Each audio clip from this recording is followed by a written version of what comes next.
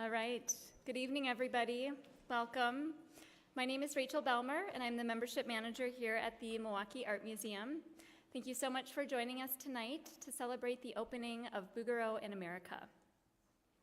I want to thank you, our Art Museum members, for your support, the work we do here at the museum, the exhibitions like the beautiful Bouguereau America that you'll see tonight. We could not do without your support. So thank you for being part of our MAM member family and for being here this evening.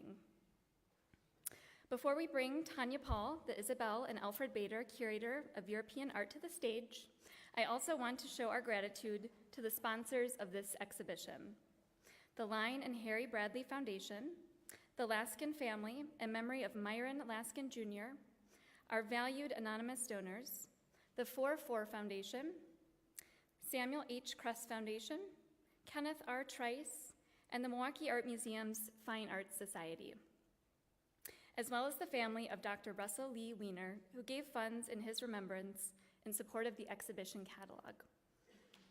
I also want to thank the founding group of Milwaukee Art Museum Visionaries. The Visionaries are a very special group of donors that underwrite a year of exhibitions here at the museum. They're allowing us to connect exhibitions to programs and community outreach, and we're very grateful for their support. So a special thank you to the steadfast support of John and Murph Burke, Sheldon and Marianne Lubar, Joel and Karen Quadracci, Sue and Bud Seelig, and Jeff Yabuki and the Yabuki Family Foundation. I am now proud to introduce to you one of the co-curators of this exhibition and the Isabel and Alfred Bader Curator of European Art at the Milwaukee Art Museum, Dr. Tanya Paul. Tanya received her MA and PhD in art history from the University of Virginia. She joined the Milwaukee Art Museum in 2013 from the Phillibrook Museum of Art in Tulsa, Oklahoma, where she was the curator of European art. Tanya has been working in museums for nearly 20 years, including stints at the J. Paul Getty Museum, the Sarah Campbell Blaffer Foundation at the Museum of Fine Arts Houston, and the University of Virginia Art Museum. She has organized countless exhibitions, such as Elegance and Refinement, the still life paintings of Willem van Elst in 2012, and Monet and the Seine, Impressions of a River in 2014. She also oversaw the reinstallation of the Milwaukee Art Museum's European galleries in 2014. Without further ado, please join me in welcoming Dr. Tanya Paul to the stage.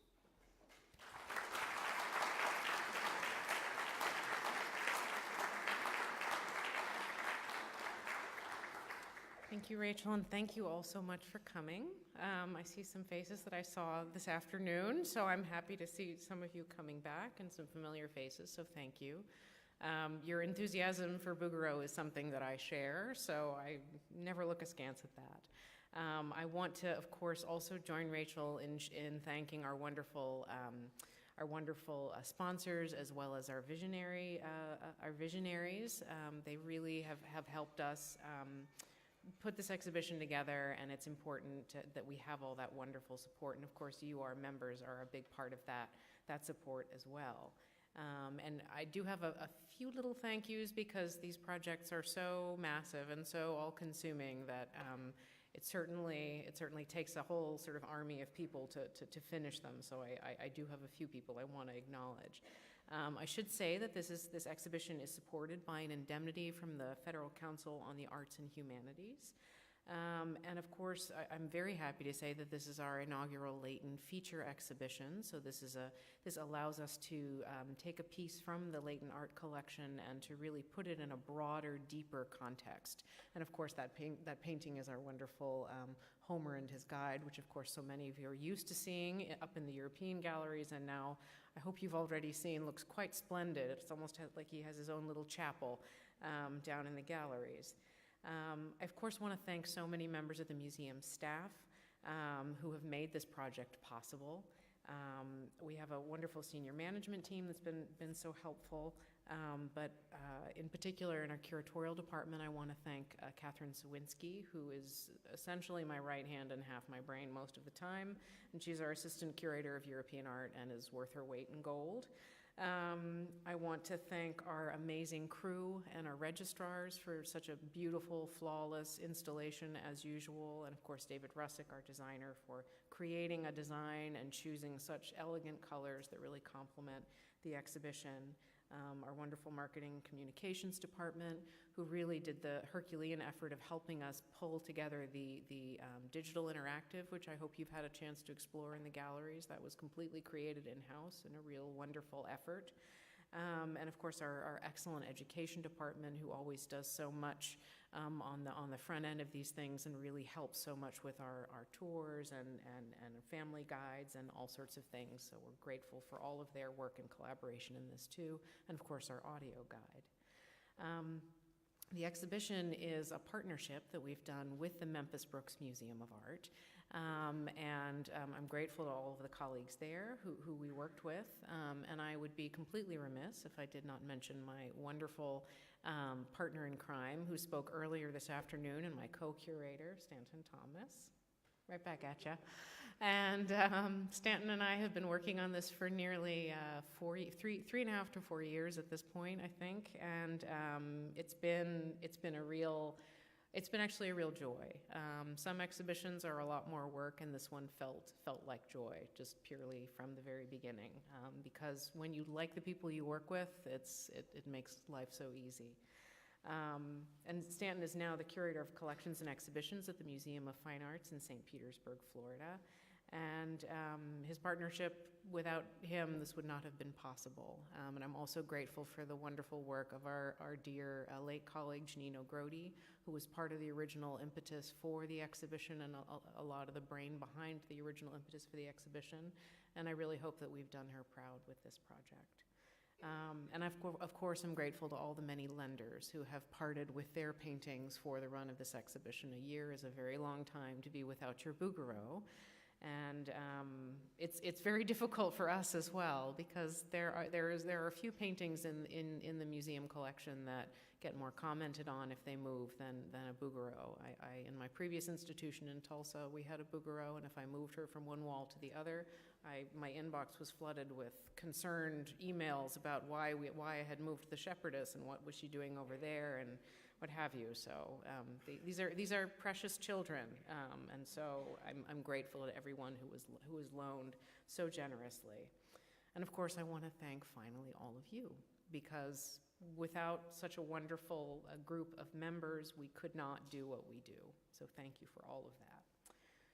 So I'm done with my thank yous. And we're actually here tonight to celebrate this marvelous exhibition, Bouguereau America. This is the very first major exhibition on Bouguereau since the 1984 retrospective on Bouguereau that was put on by the Montreal Museum of Fine Arts. It was a really great show, and it was an important new sort of stake in the sand to sort of revive Bouguereau's reputation, because he had really kind of fallen into quite a bit of obscurity almost at that point. And it's quite staggering, because he was an artist during the 19th century. He was on his name was on everyone's lips. Everyone knew who Bouguereau was. So for that show to be, for a reappraisal of Bouguereau to be a revelation for people was quite something. But the show doesn't just tell the story of who Bouguereau was. Our exhibition also tells the story of who was interested in Bouguereau and why it was that during the Gilded Age in America, Bouguereau was really the it artist. He was the artist that everyone wanted to collect, everyone wanted to have in their collection. In fact, if your collection did not have a Bouguereau in it, your collection was really kind of incomplete.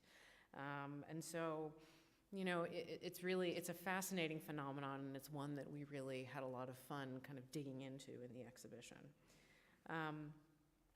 So this is Bouguereau himself. It's a lovely self-portrait from 1879.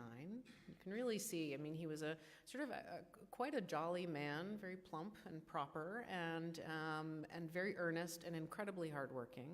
A number of his colleagues, somewhat derisively and dismissively, called him Sisyphus for how hard he worked and how committed he was to working. And at the time that this self-portrait was painted, he was really very well established. He was one of the leaders of the École des Beaux-Arts in Paris, and he was really he was really sort of at the top of his game, as it were. I mean, he was one of the jurors of the annual salon, so he was a real arbiter of taste. He was determining what got exhibited and what didn't, and he was at this point very concerned that the Impressionists and other avant-garde artists not get exhibited in the annual salon because he thought they had no place there.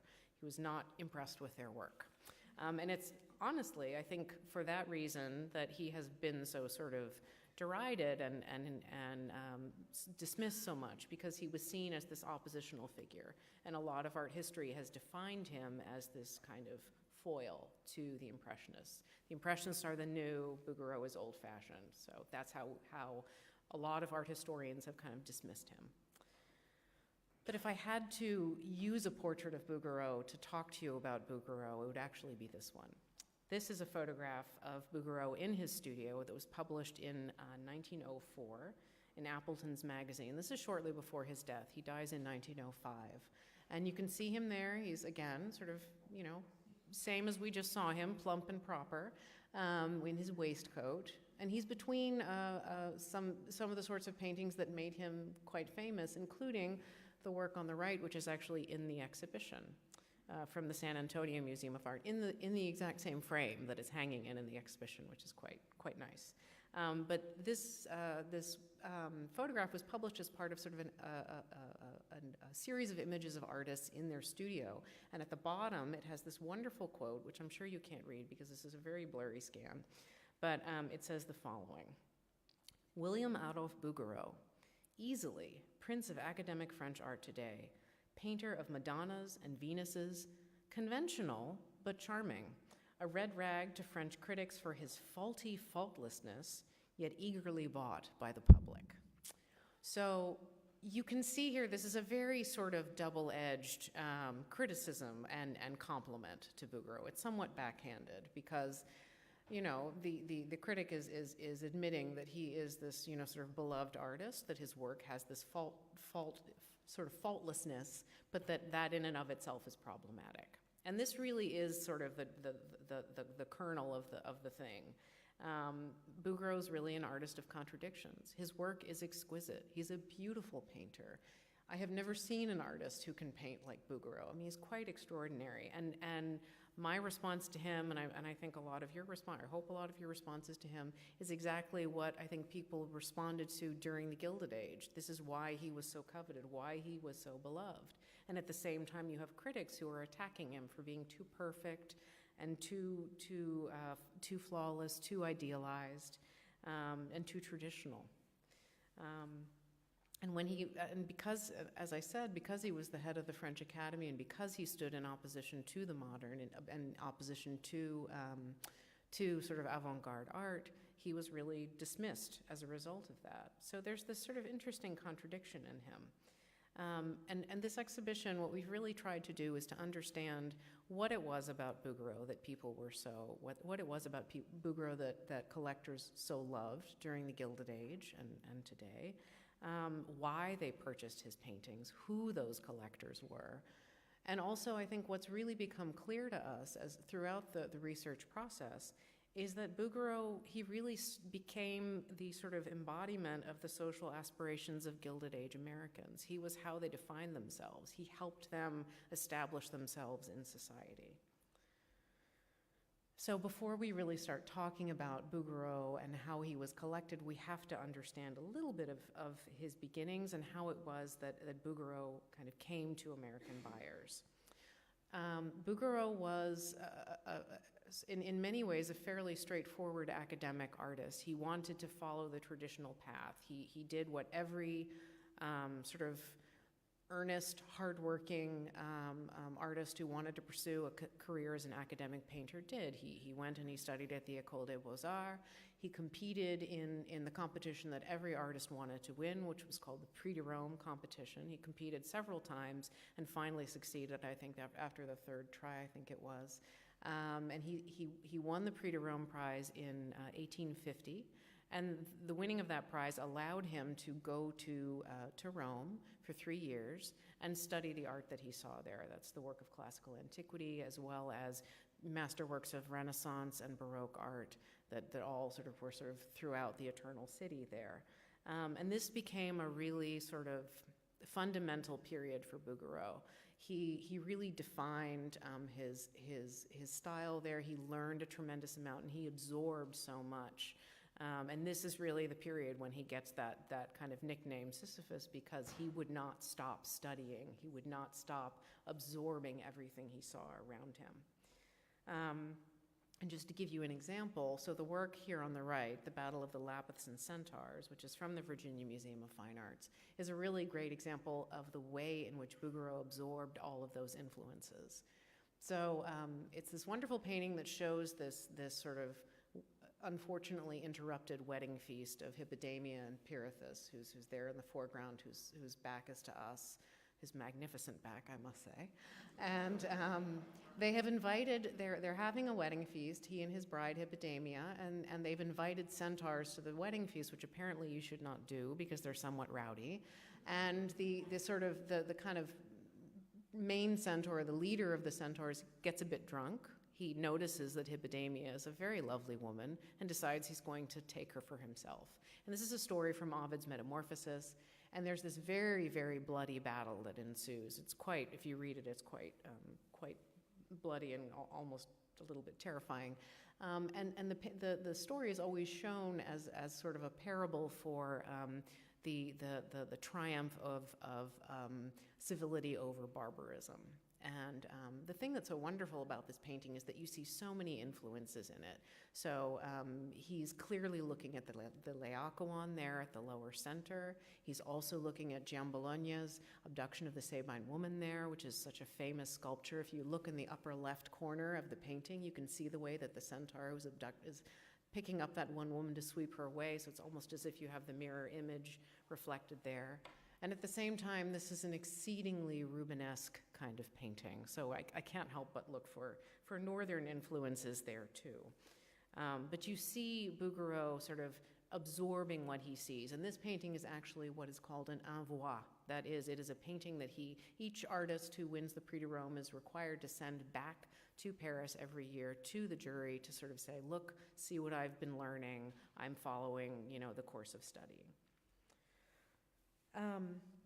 Now, when Bouguereau returns to Paris, he has every intention of pursuing, a traditional academic career, which is to teach and to accept major commissions for churches, for civic buildings, for sort of larger projects, and to sort of live out his life as a traditional academic painter. But he finds that those large-scale commissions, because of the changing nature of Parisian society, were becoming fewer and farther between and also harder to obtain.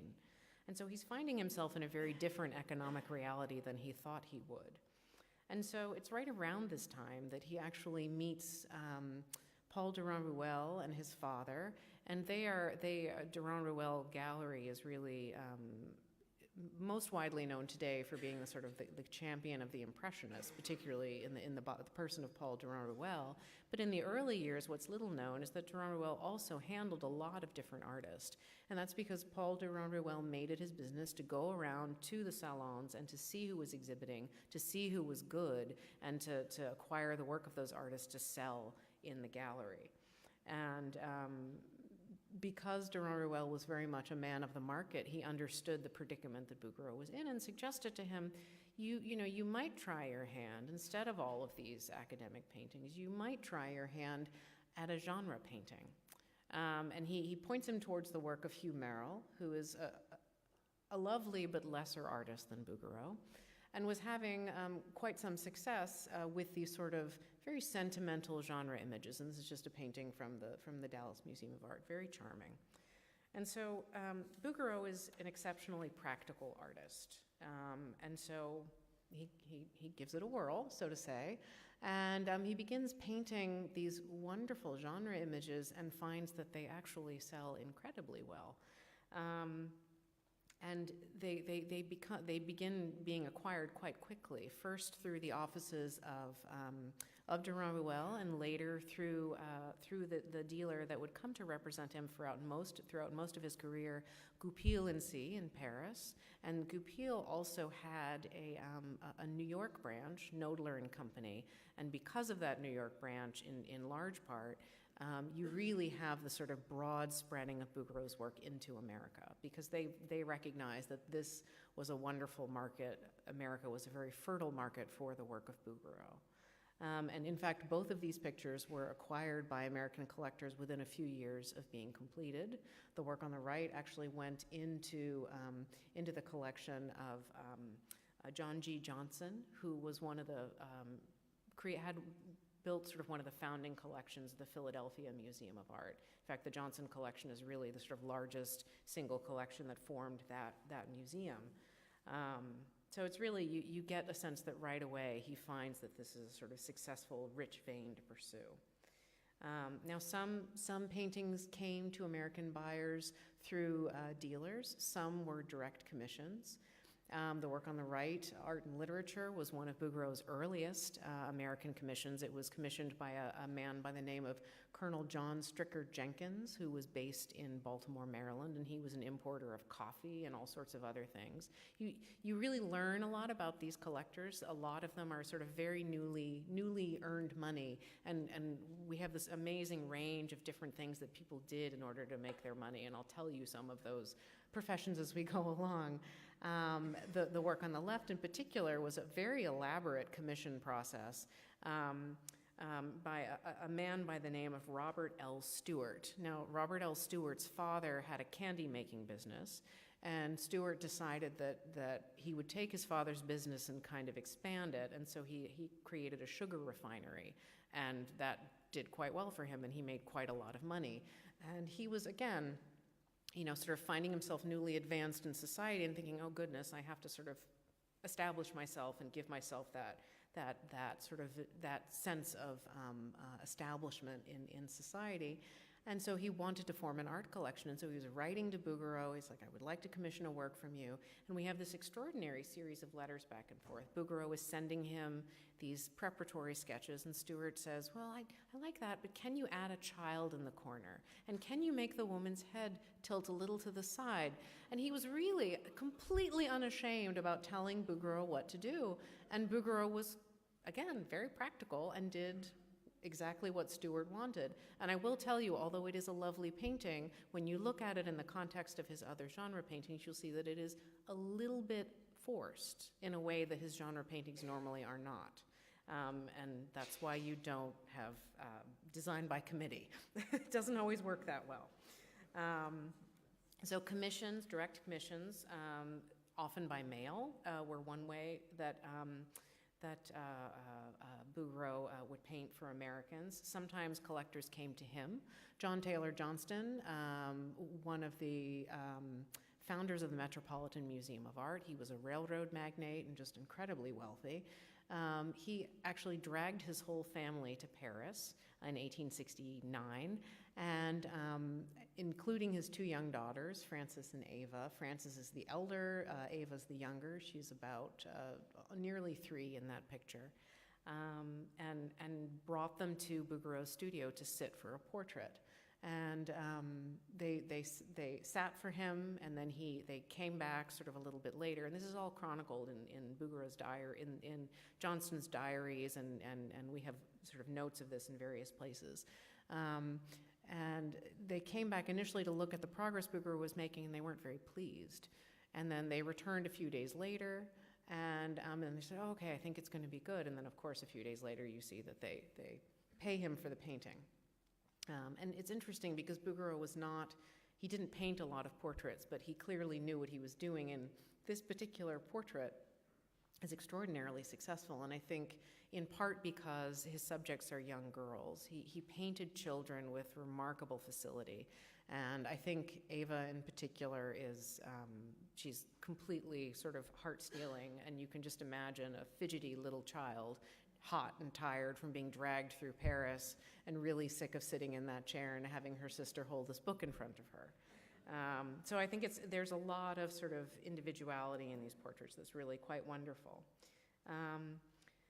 And it's through a lot of all these various means that Bouguereau's work really came to spread throughout America. And one of the things that we really tried to do as we were putting the exhibition together was to learn as much about the collectors themselves, and often we were able to find original images of the paintings in situ. So our wonderful Leighton Art Collection piece, Homer and His Guide, is a really excellent example of that. So we have a photograph of the painting in the collection of Alexander Turney Stewart. This is up at the top. He's this fascinating individual. He was known as the Merchant Prince of New York. He was one of the founders of the very first department stores in New York, and he built this grand marble home for himself. And it had, like many collectors during the Gilded Age, he had a custom purpose-built gallery that was just for his painting collection. It was top lit, and there are very particular dimensions. And as you read about these things over and over and over again, you hear the same kind of dimensions. And you can see the way that the paintings are displayed, cheek by jowl, frame to frame. And this was very much how paintings were shown. And you can see Homer and His Guide in the upper right-hand corner up on the wall, and you can really see how it was one of the larger kind of anchor pictures in that collection. Stewart had the painting for a while, and when he passed away, and then the painting was ultimately sold at auction. And at that auction, it was an American Art Society auction, I think, in the audience was none other than Frederick Leighton.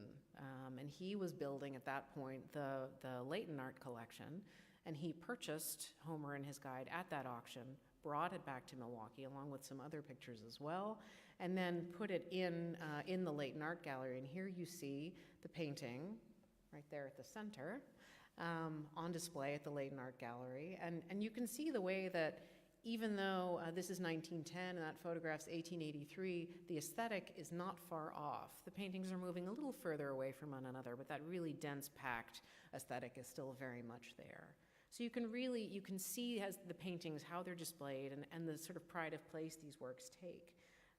And you'll see a lot of these images of paintings in situ on the labels throughout the gallery, but you can also find them in the exhibition catalog, and increasingly we'll be adding them to the digital component that's in the gallery as well. So the exhibition showcases all of the different types of paintings that Bouguereau painted.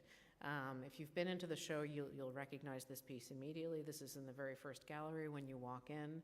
This is this marvelous work, Orestes Pursued by the Furies, and this is a really great example of aspirational Bouguereau. This is basically who Bouguereau wanted to be as an artist. He wanted to paint grand history paintings like these. And my colleague Stanton wonderfully told the story this morning of who this is. This is Orestes, and he has murdered his mother, Clytemnestra, to avenge her murder of his father. And as a result, he's being pursued by these demonic furies who are screaming at him and tormenting him and dragging the dead body of his mother after him. It's a story that you need to know some classical theater in order to understand, and it's not an easy picture. You have to bring something to it. And Bouguereau actually found this painting. It did not. He exhibited it at the Salon, and it did not do well. He was quite attacked for it. It was seen as too much, too over the top, too grisly, too staged. And it spent a lot of time in his studio before ultimately it ended up in an American collection, oddly enough. So this is a rare example of a history painting that actually made it to America. But it's really what caused Bouguereau very late in his career. He said the following shortly before he passed away. He was interviewed, and he said, "I soon found that the horrible, the frenzied, the heroic does not pay. And as the public of today prefers Venuses and Cupids, and I paint to please them, it is to Venus and her Cupid that I chiefly devote myself." So you see him turning away from this, turning away from what he really in his heart of hearts wants to do towards what he knows he can make a living doing. So the first gallery is really the last gasp of Bouguereau as grand, sort of aspirational history painter. And then we encounter some of his patrons. So the second gallery, Bouguereau is all portraits, and Bouguereau was not, as I said, a very frequent portrait painter. He didn't really like it. It was not his favorite genre, but of course he would paint portraits when asked and when paid to do so.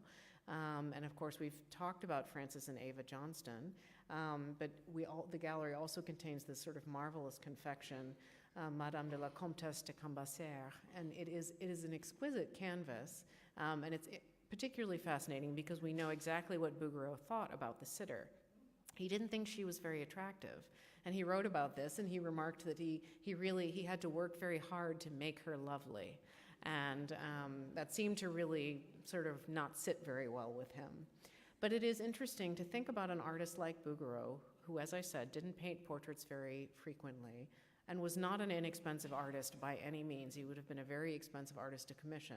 So when you're commissioning an artist like Bouguereau to paint your portrait, that is a real statement. That is not just any old portrait by any old artist. This is a portrait by Bouguereau. And it should be stated that, or I should tell you that the Johnston picture stayed in the Johnston family, even though that family had to sell most of their collection because they fell on hard times and weren't able to sustain their fortune. But the portrait of Francis and Ava stayed in the family until, I think it was the early 2000s. So it really, this was a beloved picture for them. Then we move into genre paintings. Now, these works were really what Bouguereau became known for. They were his most popular paintings. They were what collectors really, really coveted, and they are exquisite. They do not disappoint.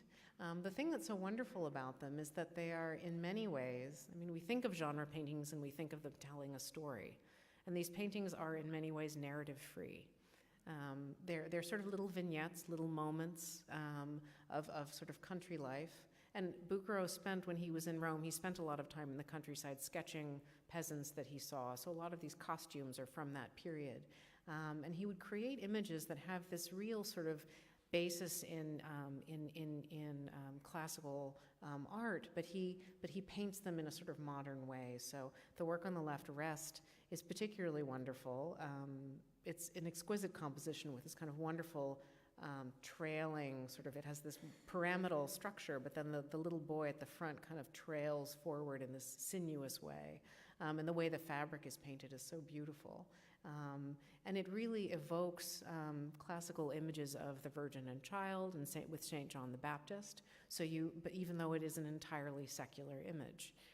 So you can see echoes of Raphael and the artists who really influenced Bouguereau, but they're sort of at a low simmer. They're beneath the surface. So American audiences looking for a painting that had that sort of appeal of an old master painting, but maybe not knowing what they were doing in terms of acquiring old master painting or being a little intimidated by that, knew that they could get a painting that was exquisite, it was beautifully painted, and it was easily accessible for them because there was no elaborate story they needed to know. They didn't need to read Ovid or anything like that. This was just a beautiful, appealing image. And the other thing I'll note is that his genre paintings are, in some cases, most cases actually, somewhat confrontational. The figures in them often look directly out at you. And it's really arresting, and it's something that you really see in portraiture, but you don't see as often in genre painting, and Bouguereau uses this device a lot. And you feel, when you walk into the genre gallery, you feel all these people looking at you. It's very uncanny, and it's quite wonderful, actually. Sort of a subsection within the genre category, within the genre gallery, I should say, are these images of beggar children or children at risk. And these are particularly fascinating images because, of course, these paintings are going into the homes of exceedingly wealthy individuals. And I should say that most of Bouguereau's images of beggar children actually went into American collections. They ended up in American collections. And so it's really interesting to think of this disjunction between, an image of poverty, really, and then this very ostentatious home. So imagine that interior, that Alexander Turney Stewart interior we looked at just a moment ago, with the paintings, sort of frame to frame, and the sort of opulence and over-the-top nature of that, and then to embed an image of a child holding out her hand, asking for money, or looking so forlorn and so vulnerable. It's a really interesting sort of jarring juxtaposition. And I think the thing to note, of course, is that this is a period in which all of these social ills, children in poverty, begging children, children who were musicians in New York on street corners, where there were sort of heart-wrenching articles being written about this very difficult and dire social situation, and so individual collectors would have been very much aware of this. And so to think about these paintings, which show children at risk, but again, Bouguereau softens everything. So these are beggar children, but their bare feet, which presumably they've been walking on, are clearly, they're not dirty. You know, you don't really get the sense that these children are living a particularly difficult life. Their clothes are not ragged. They don't look particularly unkempt in a way that you would expect a child living on the streets to look. They actually look quite sweet. And so there's a softness to it that I think is what helped these paintings actually feel a little bit more at home in those grand interiors. And in fact, the work on the right, quite interestingly, The Little Beggars, was owned by a man named Charles Henry Sanford. He's one of the real colorful characters that we encountered. And he was what was known as a drummer.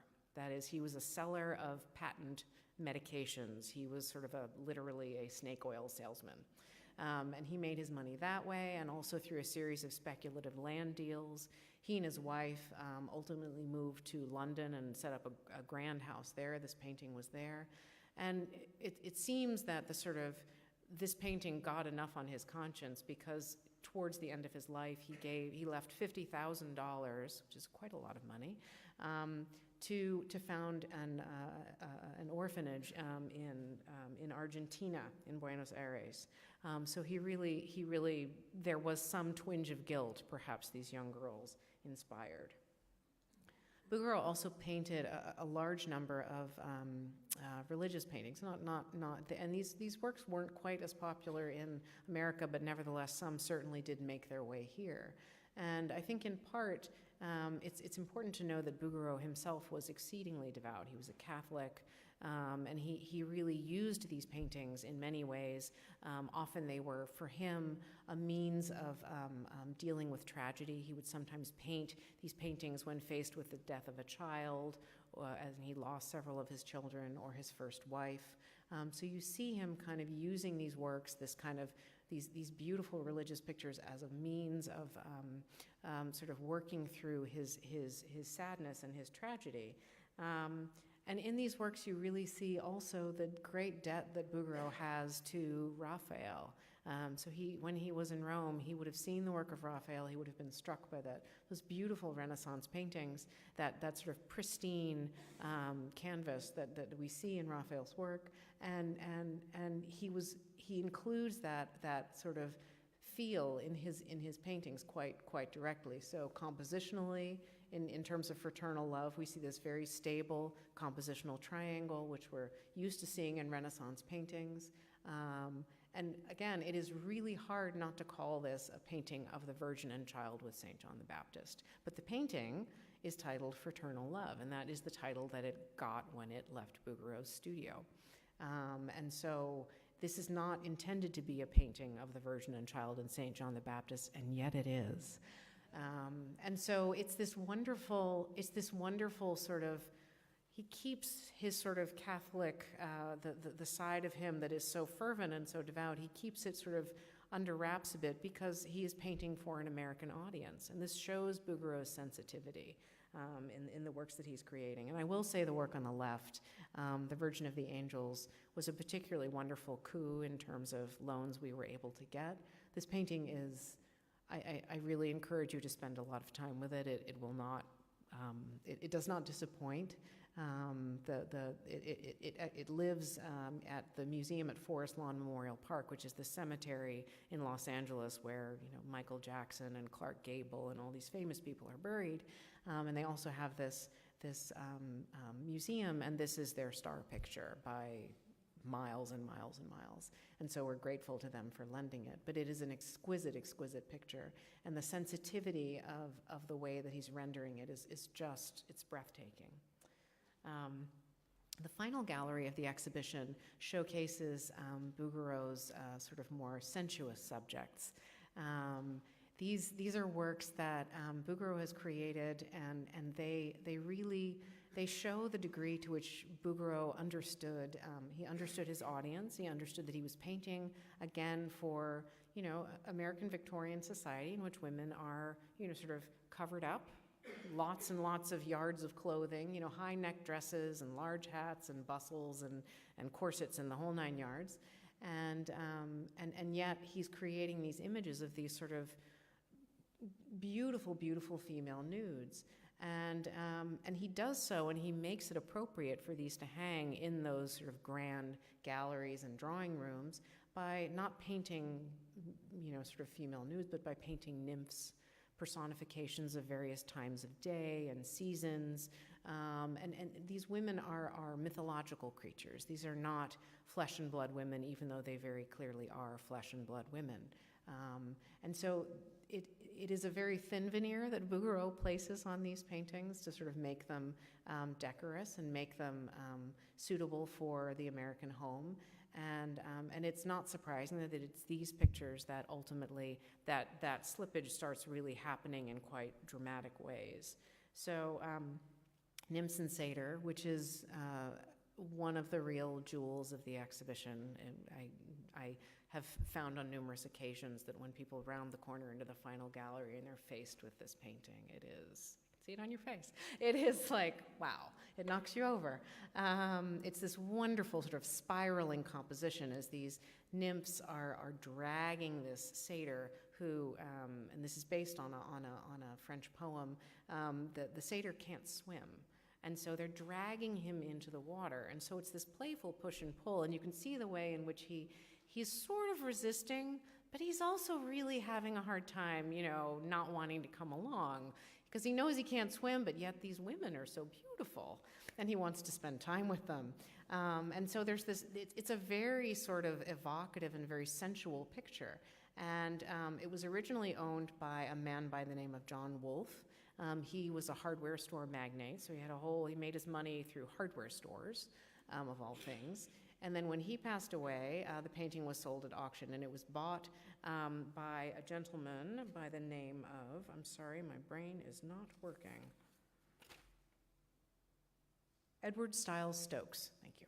And he was the one of the new owners of the Hoffman House Hotel, which had a bar, a gentleman's only bar on the main level. And I should note that Stokes was only recently released from prison. He had served 4 years for murder.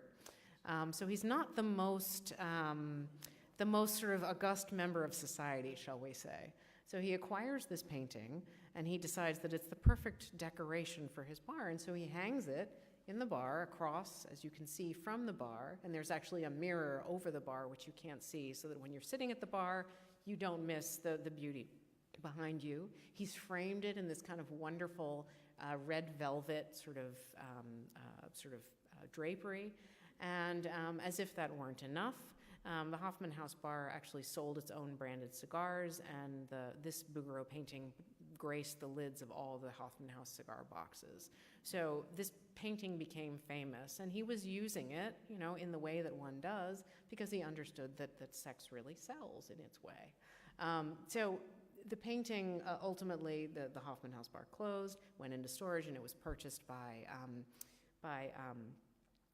Robert Sterling Clark, who was the heir to the Singer sewing machine fortune, and ultimately it came into the Clark collection, which is in Williamstown, Massachusetts, and it's again one of their real the stars of that really exquisite French collection. And again, this is another work that it was a real delight to have added to the exhibition. We're very fortunate that they loaned it, because it's hard to replace, as you can imagine. The other painting that I wanted to speak about in terms of that sort of slippage, in terms of that scandalousness, is Bouguereau's wonderful painting Spring from the Jocelyn Art Museum, and we're deeply grateful to the Jocelyn for lending their picture. This is also one of the pictures that is really one of the real sort of gems in their collection. So it was difficult for them to lend it, but they did, and we're grateful.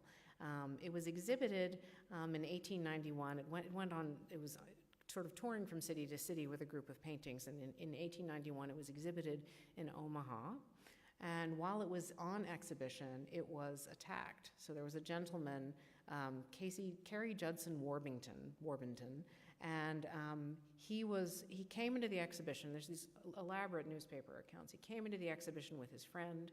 They passed the painting. He seemed very agitated. He went into another room. He came back.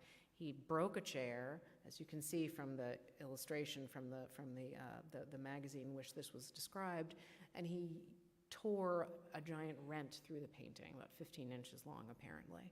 And this was written up in the paper, and it was very dramatic, of course. The painting was ultimately, at first it was exhibited in its sort of ravaged state in a few different cities, and then it was sent back to Bouguereau's studio, and he ultimately repaired it, and then it was purchased ultimately by George Washington Leininger, who was, he made his money selling farm equipment, and he was actually an Omaha resident, and he also built his own purpose-built gallery on his home. And Bouguereau's Springtime was really, again, the sort of center of his collection. So you can see in which there's a little bit of tension in these paintings that I think comes out in the kind of reaction that people had to them during their lifetime. So there are all kinds of stories about these collectors. It's really hard to narrow it down to just the few that I told you. There are lots of them in the catalog. This is the kind of the whole cover. And they finally made it in. The catalog shipment was a bit delayed because of the polar vortex, but thankfully they're here. I'm delighted to see the stacks of them. So the catalog is full of all of these wonderful, rich stories and wonderful scholarly essays, and we're really delighted that Yale University Press has published it. And again, as I said, we have this wonderful interactive app. This was an early iteration in which the map points are not in the right place, but in the using this interactive component, you can follow each painting as it moves through time from collector to collector and city to city, and you can learn more information about each of the collectors, each of the dealers and agents who were involved in the sale of Bouguereau's work. So this is a real sort of rich tool, and I think you can also access that through our website as well, so that's really kind of lovely. And the exhibition also goes on tour, so once it finishes here in Milwaukee on the 12th of May, it goes on to our partner institution, the Memphis Brooks Museum of Art, and then it closes at the San Diego Museum of Art, so we're delighted that it's making it all the way out to the West Coast, warmer climates. And we think Bouguereau will be very happy there. And so, if you have family in other states and other parts of the country that want to see Bouguereau, please do encourage them. Although I will say, between you and me, this is really the sort of the ultimate venue to see it in. There's some really quite wonderful pictures that tragically are not going to all of the different venues, even though we tried very hard to get them to go to all of the venues. So this is really when you can see the show in its fullest. So it's a really wonderful opportunity. But I want to really just close by saying that the thing that I want you all to do, and I hope you have done, and I hope you do again, and I hope you tell your friends to do, is to just cut off a chunk of time for yourself and spend time looking. Because these paintings are so deeply rewarding. They are wonderful to study up close. You can really get lost in the details of them. You can get lost in the sort of non-narrative narrative, the beautiful glances of the different figures, the way he paints cloth, the way he paints hands, the way he paints facial expressions. He is an exquisite, exquisite artist. So as much as I loved and Stanton loved, and we just had such fun researching the ownership history of these pictures, and as fascinating as that story is, and as much as it tells us about American society during the Gilded Age, these paintings are also just exquisite, and they're a joy to look at. So I do hope you spend some time and are able to spend some time just living with these pictures, because to have 41 of them all together in one place at one time is really quite an opportunity. So thank you all so much, and I'm very happy to take any questions.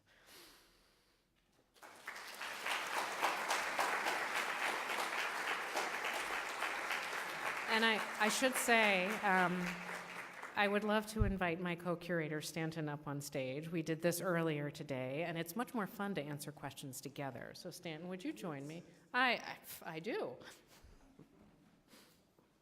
Yes, John. Mm-hmm. Yes.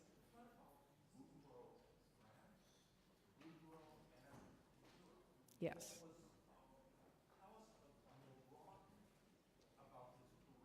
Mhm. Okay, so the question is, this exhibition is obviously about Bouguereau and America, but he's asking about, sort of what is the sort of larger picture, Bouguereau and his collectors in Paris, or Bouguereau and his collectors throughout Europe. And I think the thing to know is that, Bouguereau had a very active group of collectors, certainly in Paris and beyond. It's interesting, the sort of social profile of the collectors in Paris is quite similar. I think a lot of sort of merchant princes and what have you. Nouveau riche. Oui, oui, in Paris. So you have a lot of that. So there's a lot of similarity there. But Bouguereau, he had this sort of wonderful spike in popularity, and then right around 1900, he just drops like a stone. Yep. And he is not, his paintings are not worth nearly the amount of money. They're not fetching the funds that they originally did, and he really sort of drops in popularity. Yeah. And there were a few other collectors in Europe. He had collectors, particularly in England, and again, it was the nouveau riche, it was the merchant princes. And I think there were a couple Dutch, but by and large, it was really the United States, which is why we wanted to focus on that. And he clearly understood the American market. He really painted for the American market. He didn't argue with any kind of money at all, but that was really his bread and butter. And he admitted that, and other people were quite jealous of that as well. Yes. I applaud him as an artist that fought the times, that didn't do what everybody was doing, because he had a talent and he understood what he wanted to do. Now, in the music scene, we don't have that. We have a very void era of music. There's no one daring to go back to the romantic classic period to imitate and to bring out more of the same that everybody loved. And what do we have? Nothing. The music scene is awful.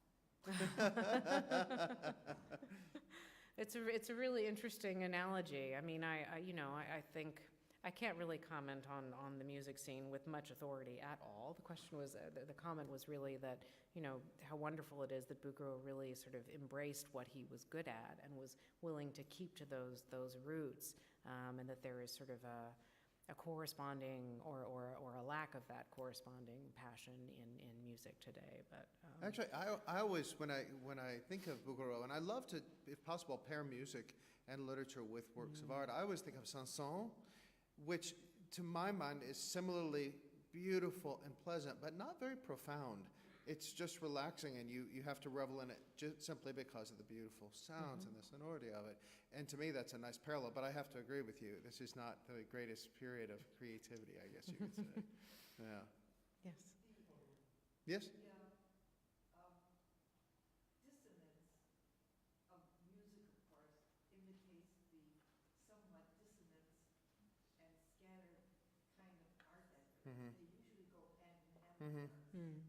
But the only thing is, there isn't as much education in the music because many of these classes are dropped and it doesn't bring artistry to the front because they haven't been educated. And that is so sad. No. Yeah. Yes, sir. No, you go ahead. What kind of resistance did he get because he was deeply religious? He actually didn't get resistance because he was religious. No, that was never, it didn't seem to really be an issue. And he understood really, as I was saying, how to really sort of tailor his paintings so that they appealed. Yes, ma'am. I would call them neoclassic pictures. Uh-huh. Yeah. Before he did the genre pictures, did he use live models? I'm interested in the representation of the perfect female body. Sure. That's a great question. So, yeah, the question was, particularly in the early section, but towards the end as well, whether he's using live models and his representation of the female body. And yes, he absolutely used live models. And I think it is quite interesting that, in his early works, in his sort of history paintings, you see a range of, you see both men and women. And then in his genre paintings and in his later paintings, it's almost exclusively the female body. And that again reflects the fact that he knew what the market wanted. Yes. And Americans didn't want to buy male nudes. No. They wanted to buy female nudes. and Yes. They did. It's also interesting you bring up the ideal female body because the ideal female body of that period was very much different than our own. And when we were working on the project, he has a very large body of work. And we would, you had your dining room table, I'm sure, covered with thousands of Xeroxes, as did I. So we were trying to figure out what we were actually going to include. Yep. And there were a couple of them where I'm like, goodness, that woman has a large bottom. and I thought, And then my wife walked in, and I'm like, I'm not going to say anything. Not approaching that topic at all. And then I walked by and said, that's a really large bottom on that woman. So it's interesting when you look at the ideal female body type, it really changes and evolves, and even to some extent within his own work. Yeah. And I think there is a certain degree of objectification that exists within his paintings that it's really hard to get past. I mean, it's there, so, yeah. You never hear about Bouguereau working in any medium other than paint. Mm-hmm. Did he do anything with prints or drawings? He did one etching. Yes, Period. yes. After a painting, which is on view upstairs. It's the Dawn. And I don't think he was interested in doing anything else. No. And this, again, I think points to his singular understanding of what his talent was. And he tried it, and it's like, no, not me. No. And But it's not particularly inspiring. But it is worth sort of adding that, his dealers understood that there was a love of his work, and they created prints after his paintings that were then published in magazines and distributed widely, and was part of the spread of people's awareness and interest in Bouguereau. So prints, although not by Bouguereau himself, played a large part in helping to spread his popularity. Now, one thing we don't have in the exhibition, because there are almost none in the United States, are the drawings. The drawings are exquisite. They are. They're as good as the paintings, but he was very careful in preserving the drawings. He kept them to himself. There's only a few in American collections, and since we really wanted this to be about the stories of the paintings themselves, we didn't include them. But he was unbelievably skilled as a draftsman. So Yeah. I guess you could say he excelled in that medium also. Most of the drawings are still with the family. He had a large number of children who did survive, and they have kept the drawings among themselves. I think he wisely invested his money, and this was able to keep the family going for generations. Yeah. And they've very carefully kept those things. Yes. Do you have any idea how many paintings in the United States that you weren't able to get into? How many paintings in the U.S. we couldn't get? I can name you a few specific ones. Yeah, we have a couple of vendetta Yeah, we lists do. of people We who do. didn't We want. have some lists of people. I don't, several hundred, I would imagine. Oh, easily. Easily. Yes. Yeah. Both, One of both the in things public is, and private. in public and collections. private, a lot of people are rather secretive about what they own. It's very hard to ferret out where things are. And, because to a much greater extent than the 19th century, we live in a global society. People might live in the United States, but the Bouguereau might be elsewhere Yep. and still in their ownership. So it's hard to say, Yeah. truthfully. Yeah. Several hundred at least. At yeah. least, yeah. And we were also particular in what we chose Yeah. because we wanted works that had really deep American provenance, really rich American provenance, and we also wanted really beautiful paintings in exquisite state because Yeah. that's how you want to see Bouguereau. And so that also was a limiting factor in what we selected. So, yes, John. I have a question about methodology of this work. At this time, photography was certainly being used. Mm-hmm. Delacroix, Mhm. Degas Mhm. took photos, used photos. Mm-hmm. Is there any evidence that he used photographs? It's a good question. The question is whether Bouguereau used photography. He didn't have to. No, he didn't. He didn't have to. His dealers Yeah. did, though. I mean, Yeah. they would photograph his paintings, and those would be used to make the prints. So photographs of his paintings were taken, but he did not need to use them, I don't think. And I don't think he ever wrote about photography. No, he did not. As a process that would be useful to his art. I suspect very strongly he would have considered it somehow or other cheating against the training of the academy, where that wasn't accepted, Yeah. even as a tool to explore new compositions. And I say, a little bit jokingly, he didn't need to. I don't think he wanted to. What's that? Who doesn't? David Hockney? Nor did Degas. Yeah. Yeah. Yes, that's right. But they used it for creative reasons, and I think for Bouguereau, it just wasn't even an option that he would have considered. Yeah, I think that's right. Well, thank you all so much. we have Oh, one wait, more. sorry. Yes, one more. So did he ever experiment at all with Impressionism to see what it might have looked like? You shut your mouth. You, out. Did he experiment with Impressionism? I think he experimented with how much he could hate Impressionism. He really had very strong feelings about how much he disliked the Impressionists. I agree with you yeah. entirely. But what is interesting, though, Yeah. and I don't know if you've noticed this, I'm sure you have, is very much like a camera where you have the periphery gets a little fuzzy Yeah, and a that's little right. less distinct. If you look around the edges, the margins of the painting, it's not that he's being an impressionist, because it's a different theory entirely. But there's some passages which make me wonder if he was perhaps not as dogmatic as he claimed to be. I think that's right, yeah. But yeah. certainly not, the idea of he's trying to paint the moment, he's trying to capture the liveliness of existence. He never wanted to be like the Impressionists, a modern painter. No. So I think there might have been a little bit of sympathy underneath the bluster, but no, he never tried that. Yeah. Or if he did it, behind the barn and then later burned it. Well, thank you all so much, and Thank please you. enjoy the exhibition. Thank you.